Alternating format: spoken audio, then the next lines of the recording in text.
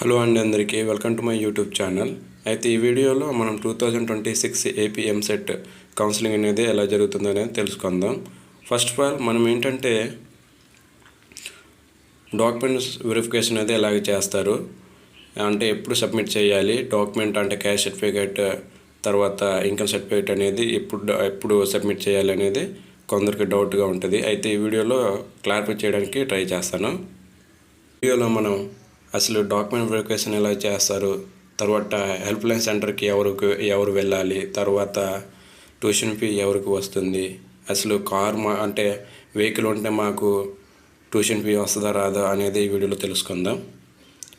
Document verification అనేది ఎక్కడ చేస్తారు, ఎప్పుడు చేస్తారు అనేది తెలుసుకుందాం. ఫస్ట్ డాక్యుమెంట్ వెరిఫికేషన్ అనేది మ్యాక్సిమం ఆన్లైన్లోనే జరుగుతాయి. అంటే ఆన్లైన్లోనే డాక్యుమెంట్ వెరిఫికేషన్ చేస్తారు.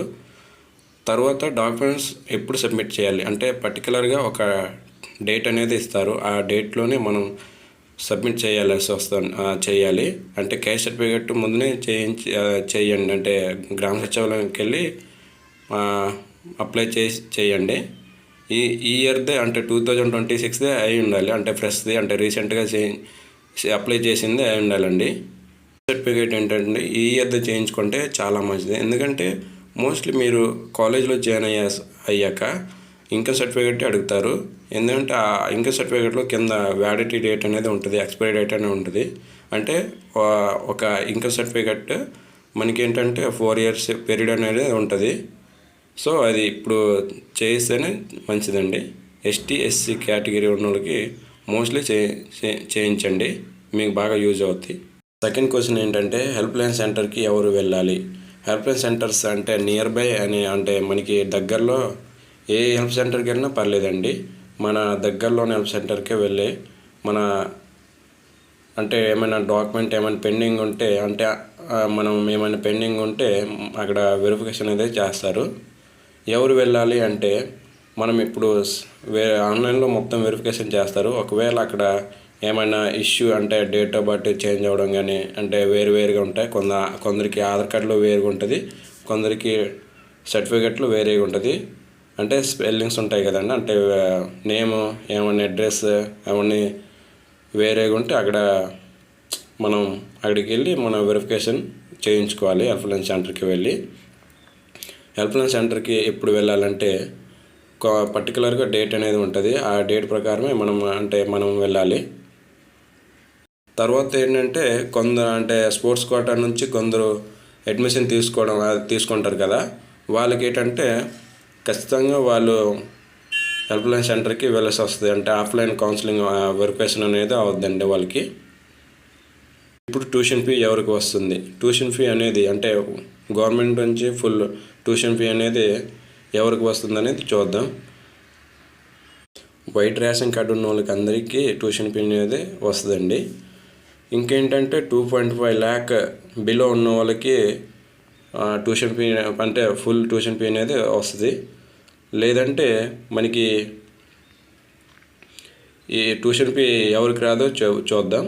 ట్యూషన్ ఫీ ఎవరికి రాదంటే మనకి మన ఫ్యామిలీలో ఎవరికైనా ఎంప్లాయీ ఉంటే కానీ మనకి ట్యూషన్ ఫీ అనేది రాదండి.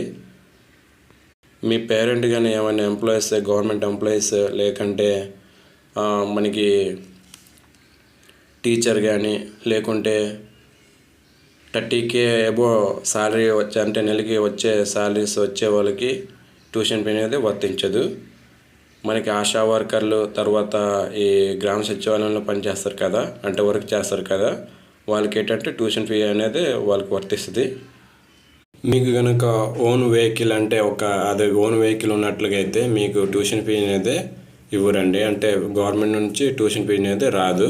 తర్వాత 2.5 lakh బిలో ఉంటేనే మనకి ట్యూషన్ ఫీ అనేది ఇస్తారు, లేకుంటే మనకి ట్యూషన్ ఫీ అనేది రాదు. తర్వాత మనకి ల్యాండ్ అంటే మీకు ల్యాండ్ అనేది 5 ఎకరాల కన్నా ఎక్కువ ఉంటే మీకు ట్యూషన్ ఫీ అనేది ఇవ్వరు. ఇంకా కొందరికి మార్క్స్ అనేది వచ్చింది కానీ ఏంటంటే మాకు ర్యాంక్ రాలేదనేది చెప్తున్నారు. అయితే దీనికి ఏంటంటే అఫీషియల్గా ఇప్పుడు డిక్లరేషన్ ఫామ్ అనేది ఎనేబుల్ చేయడం జరిగింది. అయితే ఇప్పుడు ఈ డిక్లరేషన్ ఫామ్ ఏంటంటే మన ఇంటర్ ఇంటర్ మార్క్స్ మేము ఉంటుందా అంటే అక్కడ ఇంటర్ మేము మార్క్స్ అనేది మనం ఎంటర్ చేస్తే మనకి ర్యాంక్ అనేది రావడం జరుగుతుంది. ఈ వీడియోలో కొన్ని డౌట్లు మీకు క్లారిఫై అయింది అనుకుంటున్నాను.